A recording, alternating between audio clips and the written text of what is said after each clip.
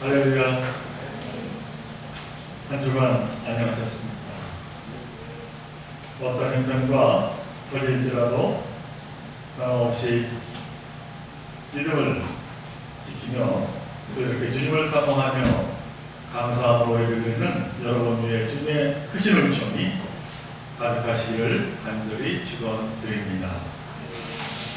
오늘 우리가 함께 읽은 이 본문의 말씀은 하나님께서 당신의 백성 이스라엘을 이집트 종살이에서 해방케 할 일꾼으로 모세를 부르시는 장면입니다. 그런데 저는 이 본문에서 하나의 질문을 던져보게 되었습니다. 그것은 하나님은 왜 굳이 80을 맞이한 모세를 택하셨을까 하는 물음입니다. 같은 말이면 모세가 좀 더 젊었을 때 그때 부르셨다면 좋지 않았을까 하는 생각 때문입니다. 다시 말해 모세가 바로의 궁전에서 지도자로 공부도 많이 하고 또 공주의 아들로 권세를 행사하고 있을 그 젊을 때 하나님께서 불러서 쓰셨더라면 더 좋지 않았을까 하는 그런 생각을 가져보게 되었습니다. 그런데 지금 모세의 처지는 어떠합니까? 나이가 든 무기력한 목동에 불과했습니다. 40년 전 살인자로 미디안 광야로 도망쳐서 그 후에 40년 동안이나 이 장인의 양식으로밖에 살지 못한 어찌 보면은 인생의 실패자가 바로 이 모세였습니다. 그런 모세를 하나님께서 지금 부르시고 계신 겁니다. 아마 모세 본인 스스로도 자신은 지금 기력도 없고 의욕도 없고 야망도 없었을 것입니다. 그런데 하나님께서 자신을 통해서 하고자 하는 그 일은 너무나도 엄청난 일이 아닐 수가 없습니다. 430년 동안 노예 생활에 길들여진 이 이스라엘 백성들을 대제국 이집트로부터 건져내는 일이기 때문입니다. 노예로 태어나 노예 생활에 익숙하고 또 노예 사고방식에 젖어버린 이 사람들을 건지라는 것입니다. 한두 사람이 아니고요. 그것도 60만 명을 말입니다. 뿐만 아니라 이집트 땅에서 가까운 근처로 조금 옮겨가라 하는 이야기가 아닙니다. 홍해를 건너고 시내 광야를 지나서 저 약속의 땅 가나안 땅까지 인도를 받는 것입니다.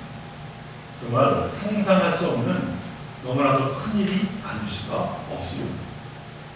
인간적인 생각으로 인간적인 능력으로는 너무나도 불가능한 일이 아닐 수가 없습니다. 그 일이 지금 하나님은 힘이 없는 80세 모세에게 하라 명령을 하고 계신 겁니다. 우리가 출애굽기를 보면 이 모세는 커가면서 자신이 히브리의 피를 입고 있음을 알게 되었습니다. 그래서 노예로 고통당하는 동족인 이 히브리 백성들이 해방되는 것을 간절히 바라고 또 소원한 바가 있습니다. 자, 그런데 그 소원이 지금 이루어지고자 하는 것입니다. 그의 응답이 지금 알아지는 순간입니다. 그런데 모세는 그럼에도 불구하고 스스로를 돌아볼 때 자신은 너무나 늦었습니다. 무려 40년이 들었습니다. 이제는 불가능한 일로는 느껴지게 되었습니다. 물론 하나님께서 불가능한 것을 가능케 하시는 분입니다. 그렇더라도 이 모세가 자신을 돌아볼 때 이 일은 결코 내 일이 아니다 이렇게 생각을 했습니다. 그러기에 모세는 자신을 택하신 하나님 앞에 거듭 자신을 부인하고 사양하고 있음을 이 성경은 말씀합니다. 출애굽기 3장 11절의 말씀, 내가 누구이기에 이스라엘 자손을 애굽에서 인도하여 내리까. 이것은 단순한 겸손이 아닙니다. 사실이 그렇다라고 하는 겁니다. 모세 본인이 적합하지 않은 것은 너무나도 당연한 사실이라는 것입니다. 그래서 모세가 하나님께 변명을 합니다.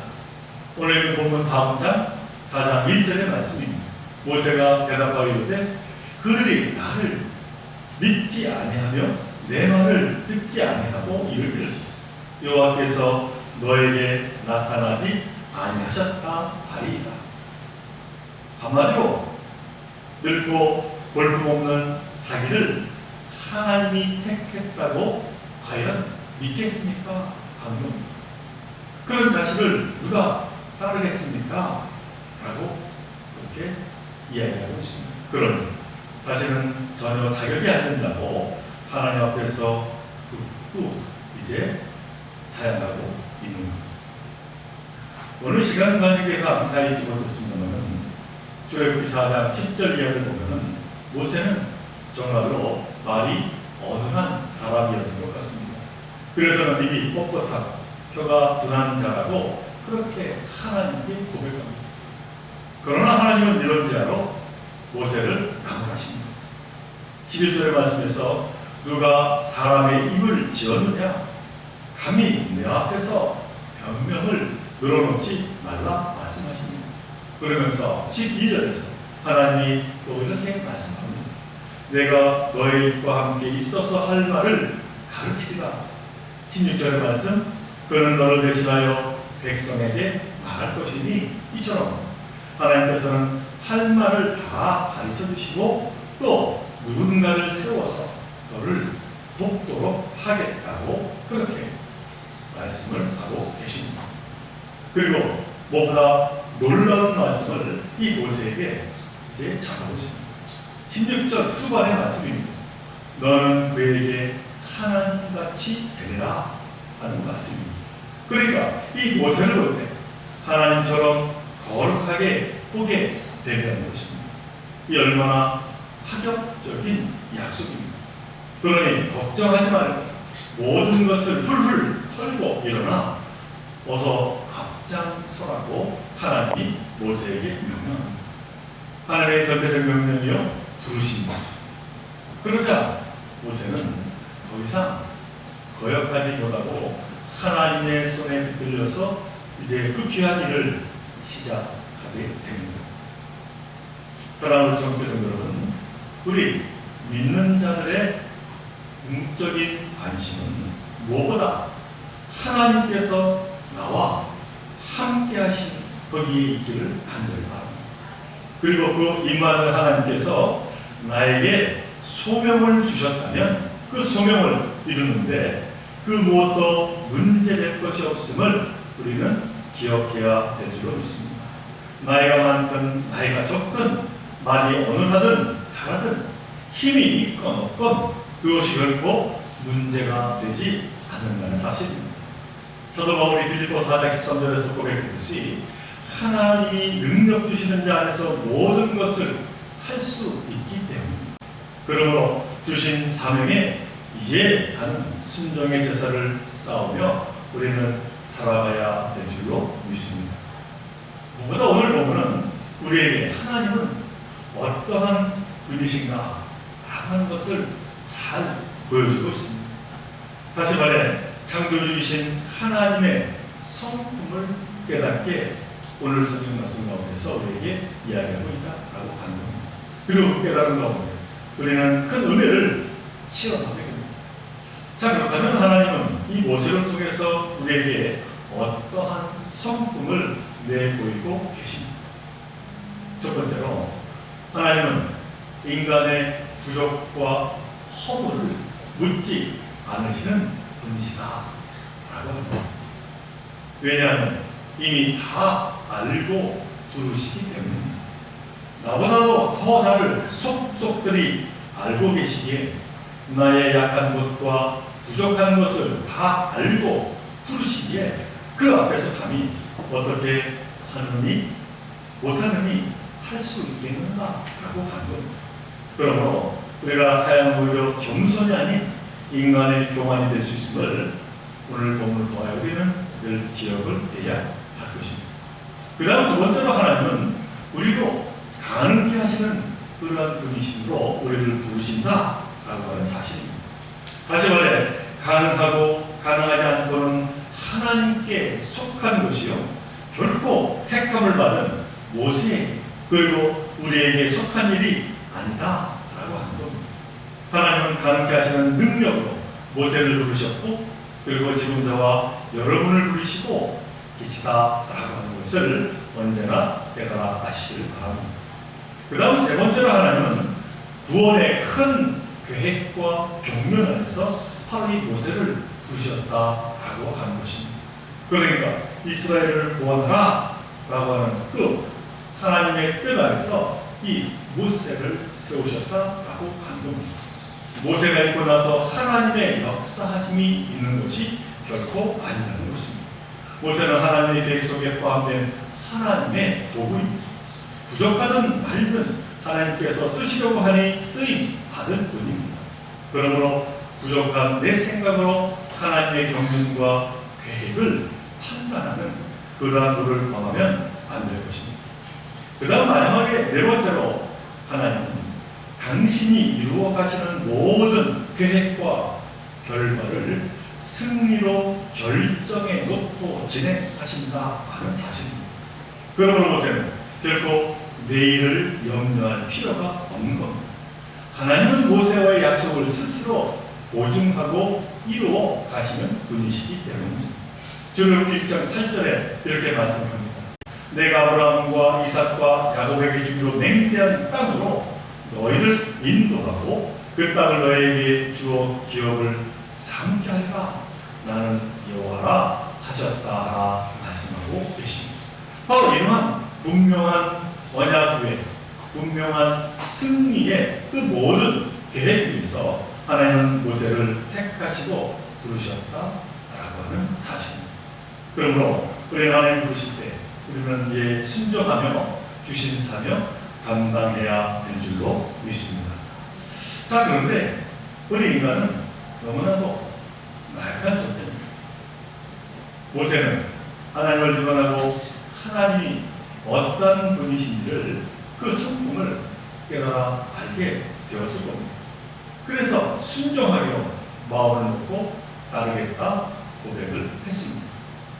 그런데 이 모세에게 있어서 그것만으로는 만족할 수가 없었습니다. 그래서 하나님께 무엇인가 자신에게 확실한 능력과 표적을 주실 것을 바라게 되었습니다. 그래서는 4장 1절에서 모세는 자신의 마음을 이렇게 드러내고 있습니다. 그들이 이르기를 여호와께서 너에게 나타나지 아니하셨다 하리다 라고 이야기하고 있습니다. 그러니까 무언가 분명한 증표를 주셔야 저들이 내가 하나님께서 부르신 종이라고 그렇게 알지 않겠습니까? 이렇게 이제 하나님께 요구하게 된 것입니다. 아마 모르는 모세는 그러면서 속으로 생각했을 겁니다. 하나님을 나타내는 증표입니다. 분명 대단한 능력을 나타내는 그 표적을 나에게 주실 것이다 라고 그런 생각을 했을 겁니다. 그런데 하나님의 말씀이 너무나 뜻밖입니다. 출애굽기 4장 2절의 말씀입니다. 여호와께서 그에게 이르시되 네 손에 있는 것이 무엇이냐 이렇게 묻고 계십니다. 그러자 모세가 대답을 합니다. 지팡이입니다.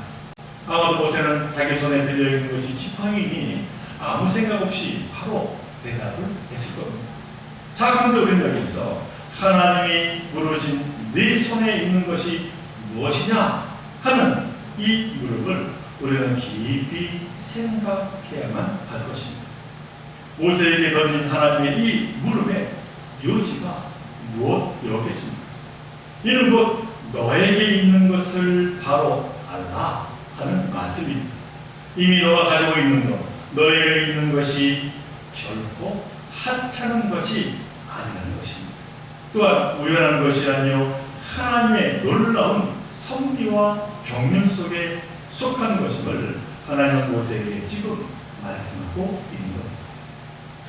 모세의 생애는 우리가 출애굽 그 말씀을 보게 되면은 너무나도 파란만장했습니다. 어려운 시기에 태어나 갈대 상자에 담아지고 나일강을 이제 떠내려가게 되었습니다. 그러나 하나님의 섭리 가운데 바로의 공주에 의해서 건져짐을 받고 바로의 궁전에 들어가 40년 동안 이집트의 문물을 공부하게 되었습니다. 그러나 살인을 저지르고 미디안 강야로 도망쳐 장인의 양을 치면서 40년의 세월을 보내게 되었습니다. 그런데 이 모든 것이 알고 보니 다 하나님의 섭리였다는 것입니다. 하나님은 모세를 그렇게 80년이라고 하는 긴 과정을 준비시켜서 오늘 그의 손에 지팡이를 들려주셨다라고 하는 겁니다. 그러므로 이 지팡이는 어디에서나 볼 수 있는 평범한 나무 막대기지만은 그러나 결코 평범한 것이 아니라는 것입니다. 그리고 이 지팡이가 모세의 손에 주어진 것은 결코 우연이 아니라는 것입니다. 하나님의 섭리가 담겨있는 놀라운 지팡이라고 하나님이 그에게 말씀하고 있는 겁니다. 신약시대 위대한 사도 바울은 이방 도시에 길리기아라고 하는 다소라고 하는 곳에서 태어났습니다. 그런데 그의 삶을 보면 그가 우연히 그 이방 도시 다소라고 하는 곳에 태어난 것이 결코 아니었다라고 하는 것을 알게 됩니다. 바울은 그가 원하던 원치 않던 그 이방 땅에 흩어져 살던 유대인 가정에서 태어나 자랐기 때문에 그는 그 누구보다도 이 이방인들을 잘 알고 있었습니다. 그로 인해서 바로 이 이방인들을 구하는 사도로 준비되었고 놀라운 일을 감당할 수 있었다라고 하는 것입니다. 이와 같이 하나님의 경륜은 오묘하며 그 선상에서 바로 이 나무 지팡이 하나가 모세의 손에 들려지게 되었다라고 하는 사실입니다. 그러므로 사랑하는 교회 성도 여러분, 우리는 내 손 안에 주어진 것에 대한 의미를 바로 알며 살아가기를 바랍니다. 그것이 지식이건 재산이건 지위건 재능이건 건강이건 그 무엇이건 그 모든 것이 가지는 의미를 우리는 알아야 할 것입니다. 내 손에 주어진 그 모든 것은 하나님이 주신 것입니다. 하나님의 뜻이 있어서 나에게 주시고 준비시켜 놓으셨다라고 하는 사실입니다. 그리고 하나님께서는 그것을 통하여 당신의 역사를 이루어 가십니다. 그러니 내 손에 주어진 것이 그 무엇이든 너무나도 소중한 것이 아닐 수가 없는 것입니다. 내가 지금 가지고 있는 것의 가치를 아는 사람, 그 사람이 가장 행복한 사람이라는 말이 있습니다. 자기가 가진 바를 은사로 받아들일 줄 아는 사람, 바로 그 가진 바를 통해서 하나님 당신의 놀라운 계획을 이루어 가신다라고 하는 그 사실을 아는 사람은 그 누구보다 행복한 사람이요 축복받은 사람을 우리는 언제나 잊지 말아야 할 것입니다. 오늘 하나님께서 모세에게 바로 이 지팡이의 의미를 깨닫게 하십니다. 남들이 보기에는 평범하고 하찮아 보일지라 하나님의 뜻과 섭리가 담겨있는 그 지팡이를 하나님께서는 모세로 하여금 사용하라 말씀하고 있는 겁니다. 오늘 본문이 들어있는 출애굽기 3장과 이 4장 안에는 하나님께서 모세에게 주신 많은 말씀이 들어있습니다만 특별히 명령하는 단어를 우리는 주의 깊게 살펴볼 필요가 있습니다. 곧 하나님은 모세에게 이렇게 명령하십니다. 신발을 벗어라. 지팡이를 던지라. 지팡이를 잡으라. 넣으라. 행하라. 다시 말해 신을 벗으라 하면 그냥 벗으라는 것입니다. 던지라 하시면 던지라는 것입니다. 왜 벗고 던지냐고 물을 것이 없습니다. 잡으라 하면 잡으면 되는 것입니다. 출애굽기 4장 3절에서 하나님께서 모세에게 지팡이를 던지라고 하십니다. 그러자 모세는 순종하며 던졌습니다. 그랬더니 그 지팡이가 놀랍게도 뱀이 되었습니다. 또 하나님 모세에게 다시 잡으라 하셔서 잡으니 도로 지팡이가 되었습니다. 기적이 일어난 것입니다. 이 기적이 우리에게 주시는 메시지가 무엇입니까? 이 기적은 단순한 마술이 아닙니다. 표징, 곧 믿음을 주기 위한 하나님의 표적이었습니다. 그리고 이 표적은 모세를 향하신 구체적인 하나님의 말씀이었습니다. 이 지팡이는 이제 더 이상 평범한 지팡이가 아니라 하나님의 뜻을 이루는 지팡이라는 것입니다. 80세에 늦은 나이에 하나님께 수용받은 모세, 그런 그가 들고 있는 것은 오로지 이 지팡이 하나였지만 모세는 그 지팡이로 하나님 함께 하신 것을 알게 되었습니다.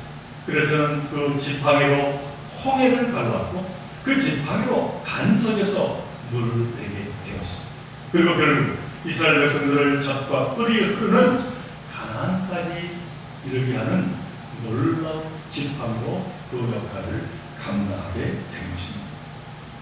사랑하는 종교의 성도 여러분, 우리는 내게 속해 있는 것의 그 목적과 그 놀라운 의미를 바로 알고자 노력하시기를 바랍니다.